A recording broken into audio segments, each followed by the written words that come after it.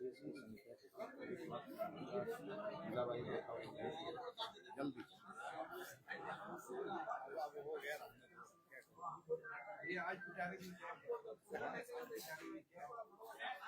हमेशा हमारे पिटारे में तो हमेशा कुछ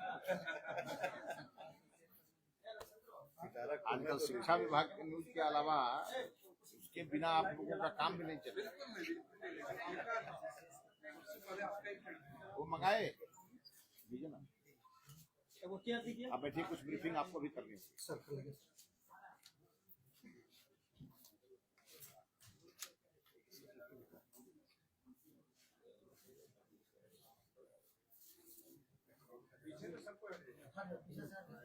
पीछे सटो भाई,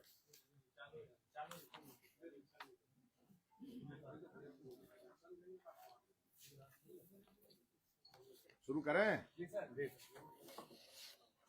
चलिए, सभी मीडिया के साथियों को मेरी ओर से राम राम, जय श्री राम और हर हर महादेव। सावन का महीना चल रहा है, इसलिए हर हर महादेव। आप सभी जानते हैं कि अभी एक बहुप्रतीक्षित शिक्षा विभाग में स्थानांतरण चल रहे हैं, उसकी प्रक्रिया शुरू हो गई है और पिछले 29 जुलाई को हमारा पोर्टल खुला था, ई शिक्षा कोष का पोर्टल, और कल रात 12 बजे वो पोर्टल बंद कर दिया गया। जो हमारा पूरा जो ये सिस्टम है, जो हम लोगों ने कई चरणों में उसे घोषित किया था, उसमें पहला चरण का जो आवेदन था वो कल रात में 12 बजे बंद हो गया। हमें बताते हुए आपको खुशी हो रही है कि यह ट्रांसफर चूंकि ऐच्छिक ट्रांसफर था और सभी शिक्षकों ने लगभग 1,06,287 वैसे शिक्षकों को इसमें आवेदन करना था जो अपने जिस स्कूल में है वो स्वीकृत पद से अलग है, मतलब वो एक्स्ट्रा है। और इसी के कारण बिहार में एक समस्या लंबे समय से आ रही थी कि कहीं शिक्षकों का प्रभाव है और कहीं शिक्षकों का अभाव है, और इसको लेकर के हमने समानुपातीकरण करने का निर्णय लिया और उसके लिए हमने आवेदन मंगाए। हमें आपको बताते हुए बेहद खुशी हो रही है कि 73,151 शिक्षकों ने ऐच्छिक ट्रांसफर के आवेदन दिए। ये अपने आप में एक बहुत बड़ी उपलब्धि है। किसी पर कोई प्रेशर नहीं, सभी लोगों ने अपने विभाग को के डायरेक्शन का पालन करते हुए और अपने सुविधा वाले स्थान, जो हमारे नियम है, महिला को उनके पंचायत के बगल में और पुरुष को उनके ब्लॉक के बगल में। और एक बात स्पष्ट है कि सभी शिक्षक अपने जिलों में, और हर शिक्षक का जिला कैडर इस बार तय हो जाएगा, वो वहीं से रिटायर करेंगे और यह ट्रांसफर हर 5 साल पे होगा। इसीलिए नाते ये पूरी पारदर्शी व्यवस्था के तहत हम लोगों ने 1,06,287 शिक्षकों से आवेदन मांगे थे ऑनलाइन, जिसमें हमारे पास 73,151 शिक्षकों ने स्वतः आवेदन किए। अब उनके ट्रांसफर की प्रक्रिया शुरू होगी। उन्होंने अपने ऑप्शन भी दिए हैं विभाग के पास, वो पूरे डिटेल हमारे रविशंकर जी जो ई शिक्षा पोर्टल का ये पूरा प्रक्रिया ये देख रहे हैं, ये आपको ब्रीफ करेंगे। इसके साथ साथ मुझे आपको एक चीज और बतानी है कि लंबे समय से हमारे बिहार में कई शिक्षक नेता इसकी डिमांड कर रहे थे। कई शिक्षकों के भी हमारे पास आवेदन आ रहे थे, उनके तरफ से भी ये डिमांड थी। और माननीय मुख्यमंत्री जी ने अभी हाल ही में उन्होंने मुंगेर से इसके बारे में इशारा भी किया था। और आज भी विधानसभा में जब हमारा ये एआई का की कार्यशाला चल रही थी, तो वहां भी माननीय मुख्यमंत्री जी ने मुझे इसके लिए कहा कि इसे आप कर दें। तो आज मैं आप सबके सामने ये घोषणा करता हूं कि आज ही हमने अभी फाइल पे ऑर्डर कर दिया है और वो नोटिफिकेशन निकलने की प्रक्रिया में वो फाइल आगे बढ़ गई है। मतलब अभी से 1 घंटे के अंदर शनिवार को हाफ डे होगा। इसको लेकर के नोटिफिकेशन शिक्षा विभाग से आज जारी किए जा रहे हैं, जो लंबे समय से लोगों की डिमांड थी। और इसके अलावे हाफ डे को लेकर के हमने निर्णय ले लिया, और इसके अलावे हमारा 2 दिनों का 9 एवं 10 अगस्त को पहली बार शायद ये हो रहा होगा बिहार में कि बिहार के लगभग 350 से 400 के बीच में हमारे जो ऑफिसर हैं, जो पूरे बिहार के शिक्षा विभाग के ऑफिसर हैं, जो जिला स्तर पर बैठते हैं, कुछ राज्य स्तर पर हमारे प्रमुख अधिकारी हैं, इनकी संख्या 350 से 400 के बीच में है। और इन लोगों की 2 दिवसीय चिंतन शिविर हमने बुलाई है। विधानसभा के अधिवेशन भवन में यह 9 तारीख को 9:30 बजे से शुरू होगा और 10 तारीख को यह संध्या में 7 बजे खत्म होगा। और इसमें शिक्षा विभाग के तमाम चीजों को, चाहे वो एनईपी हो, चाहे वो आरपी हो, चाहे वो हमारे स्कूलों की बहुत सारी समस्याएं हैं उसको लेकर के हो, हमारे जितने भी शिक्षा विभाग के अलग अलग प्रकार की चीजों को लेकर के हम उसमें डिस्कस करने वाले हैं। और सबसे बड़ी बात यह है कि सबका एक दूसरे से समन्वय कैसे हो और टाइम बाउंड प्रोग्राम हम बनाएं और उसको हम लागू करें। हमारी प्रथम प्राथमिकता है कि बिहार में जो हमारे छात्र हैं, जो बिहार के हमारे छात्र हैं, उन्हें क्वालिटी एजुकेशन मिले। और इसीलिए हमने कहा है 31 अक्टूबर तक हम शिक्षकों के हर समस्या का समाधान जो कर सकते हैं, जितना हम करने की स्थिति में होंगे उतना हम 31 अक्टूबर तक हम लोग कर देंगे। लेकिन 31 अक्टूबर के बाद हमें शिक्षकों से छात्रों की समस्याओं का समाधान करने का आग्रह आपके माध्यम से करना है।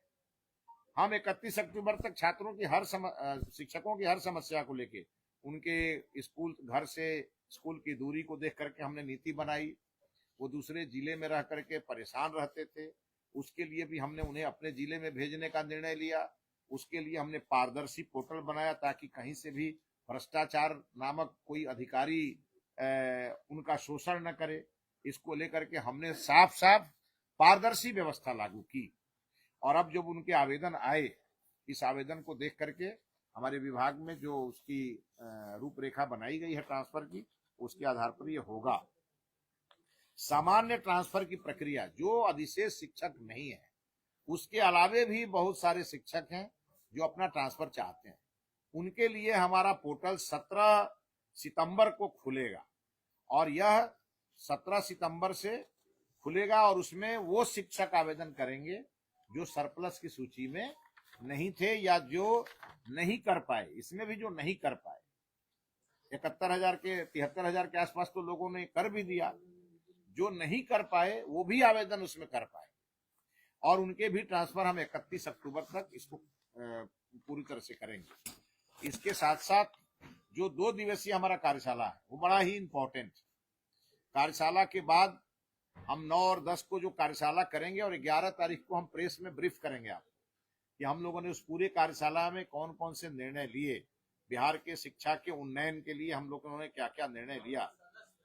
और इसीलिए माननीय प्रधानमंत्री जी ने विकसित भारत की जो कल्पना की है और माननीय मुख्यमंत्री जी ने समृद्ध बिहार की कल्पना की, और इन दोनों संकल्पों को सिद्धि तक पहुंचाने का सशक्त माध्यम है शिक्षा विभाग। क्योंकि बिना शिक्षित किए बिहार को न हम समृद्ध कर सकते हैं और न हम विकसित भारत बना सकते हैं। और इसी के लिए राष्ट्रीय शिक्षा नीति को लागू करते हुए तमाम चीजों को हम ठीक करेंगे और इसको लेकर के बहुत सारी चीजों पर हम लोगों ने जो तय किए हैं उस पे एक मत बनाएंगे और मत बना करके इसे परिणाम तक ले जाएंगे। और हाफ डे हमारे विद्यालयों में आज से लागू हो गया, इसकी हम घोषणा करते हैं और आज हम नोटिफिकेशन निकालेंगे और सभी जिलों में जाएगा और उसके आधार पर हमारे वर्गों का संचालन होगा। बहुत बहुत धन्यवाद।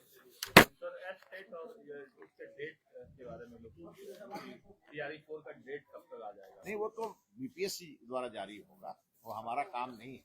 हमने बीपीएससी को भेजा है और कुछ कुछ चीजें जो और भी लोगों ने हमें, कई हमारे माननीय सांसद, कई हमारे विधायक, उनका कहना था कि मैथिली में कुछ छूट गया है, किसी ने कहा भोजपुरी में छूट गया है, तो हमने उस पर भी एक्सरसाइज कर लिया है और 1 से 2 दिनों में हम उसकी सप्लीमेंट्री भी भेज देंगे।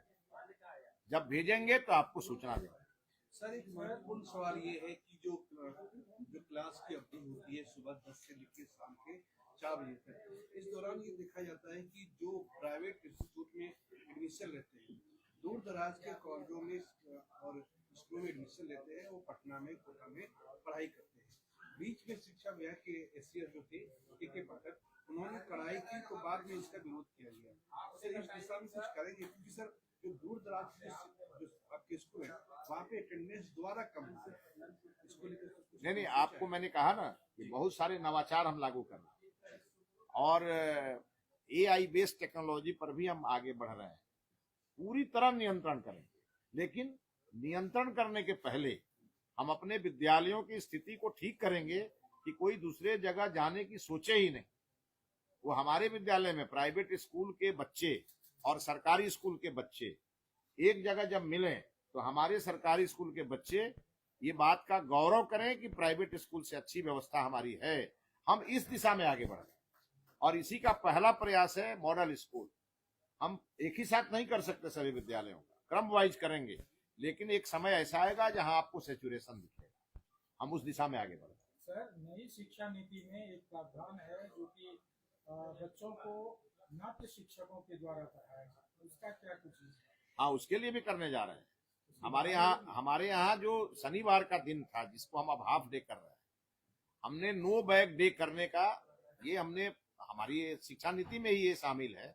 लेकिन हम अब शनिवार को विद्यालयों में उत्सव कैसे मने, और वो कभी नाट्य के माध्यम से हो, कभी संगीत के माध्यम से हो, अलग अलग प्रकार के नवाचार हम बिहार में लागू करेंगे जो देश के लिए मिसाल बने। नाटक के शिक्षक की बहाली होगी? बिल्कुल होगी। फाइन आर्ट्स, संगीत, नाट्य, हर प्रकार के जो विधा होते हैं उन विधाओं में हमें अगर शिक्षक मिलेंगे, हम उसका पूरा आकलन करेंगे, सबसे राय लेंगे, कुछ और ऐड करना होगा तो उसको भी करेंगे। हम किसी भी चीज को बिहार के शिक्षा मंत्रालय से वंचित नहीं करेंगे। सर, एक चीज है, कहना है कि आप शिक्षा मंत्री हैं और बिहार के छात्र जो है रोज रोड पर आंदोलन करते हैं, इस पर आपका क्या है? किस बात को लेकर? छात्र आंदोलन है, समय से उनका पढ़ाई नहीं हो पाता है, समय से वैकेंसी नहीं निकल पाती। टीआर4 का वैकेंसी में कितना छात्र आंदोलन हुआ, टीचर प्रशासन के द्वारा अब निकल गया ना। हाँ, मेरी तरफ से एक ही अपील है सबसे कि भाई शिक्षा मंत्री आपसे 24 घंटा में 18 घंटा बात करने के लिए उपलब्ध है, ठीक है ना? लेकिन फिर भी तो छात्र का अब आप किसी को अगर हमसे बात ही नहीं करना है और केवल आंदोलन ही करना है तो मैं उस पर तो कोई पहरा बिठा नहीं सकता। बहुत सारे मैं बताऊं आपको, बहुत सारे ऐसे शिक्षक नेता हैं बिहार में जो आज तक कभी हमसे मिले नहीं, आज तक कोई अपना सुझाव दिया नहीं, और वो शिक्षक नेता भी कहीं कहीं बयान देते हैं। जब हम यहाँ सरप्लस की बात करते हैं तो वो सरप्लस को बोरोप्लस बोलते हैं, है ना? अब यही सुनना चाहते तो सुनिए। और मैं इस बिहार में ऐसे ऐसे लोगों पर मैं क्या हंसूं, मेरे समझ में नहीं आता है। जब मैं एजुकेशन की बात करता हूं और एजिटेशन की बात अलग अलग करता हूं तो एजिटेशन को एजुकेशन बताते हैं और सरप्लस को बोरोप्लस बताते हैं। ऐसे लोगों की पढ़ाई लगता अधूरी रह गई है। उन्हें मैं सलाह दूंगा कि वो ठीक से पढ़े और फिर हमसे बात करें, और उनकी जो समस्या होगी अगर हमें लिख के देंगे और अगर वो शिक्षा के लिए बेहतर होगा तो हम अपने बिहार के सबसे बड़े विरोधी से भी अच्छा सुझाव प्राप्त करने वाले व्यक्ति।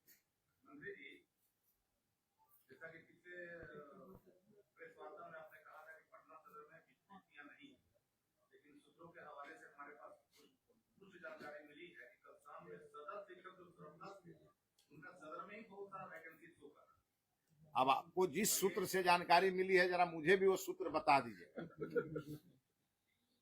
हमारे यहाँ चूंकि ज्यादा सरप्लस पटना में है। हाँ, आप निश्चिंत रहिए, शिक्षकों का जब समस्या 31 अक्टूबर के बाद रह जाएगा तो उनको इनके साथ आपको बिठाएंगे। सर, बीपीएससी ने जो कहा कि जो त्रुटियां थी अधियाचना में, क्या दोबारा से अधियाचना भेजी? बीपीएससी के चेयरमैन से हमारी बात हुई है। जिसने भी बयान दिया है उसे अधिकार नहीं है बयान देने का, और ये बीपीएससी और शिक्षा विभाग के बीच का मामला है। किसी भी व्यक्ति को जिसको जानकारी नहीं है अगर वो बयान देता है तो अनुशासनहीनता में आता है। और सर बिहार विद्यालय परीक्षा समिति ने जो कल एक लेटर जारी किया है उसमें उन्होंने ये कहा है कि संभावना इस बात की कि सितंबर में विज्ञापन जो है वो जारी होगा। क्या आप ये कह रहे हैं कि इस बार इस महीने भी विज्ञापन नहीं जारी हो पाएगा टीआरई 4 के लिए? बिहार विद्यालय परीक्षा समिति को थोड़े टीआरई 4 का परीक्षा लेना है। नहीं सर, वो डीएलएड का कह रहे हैं ना आप। नहीं, उसमें उन्होंने मेंशन किया है कि इस बात की संभावना है कि जो टीआरई 4 का विज्ञापन है वो सितंबर माह में जारी होगा, इसलिए उनका जो काम है वो पहले कर लेंगे। तो ये तो आपकी ही एक बॉडी ये तो नहीं, बिहार विद्यालय परीक्षा समिति संभावना व्यक्त कर रहा है और वो अपना टारगेट फिक्स कर रहा है कि इसके पहले हमें क्या करना है, वो उन्हें करने दीजिए। लेकिन टीआरई 4 का विज्ञापन बीपीएससी को जारी करना है, उसमें सरकार का रोल नहीं है, ये उनका काम है। उसी के लिए बीपीएससी एक पूरी तरह से स्वतंत्र बॉडी है। और ये बात पूरी तरह गलत है कि जो हमने टीआरई 4 के लिए अधियाचना भेजी थी बीपीएससी को, वो हमारे यहाँ लौटाई गई, न लौटाई गई या न लौटाई जाने वाली है। हमने अधियाचना भेजी है, जब तक वैकेंसी नहीं जारी हो जाती है तब तक उसमें हमें जो ऐड करना है हम ऐड करते रहें। जो हमको जानकारी मिलेगी, हमें लगेगा कि वो छूट गया है, उसे हम ऐड करते रहें। धन्यवाद आप सभी को।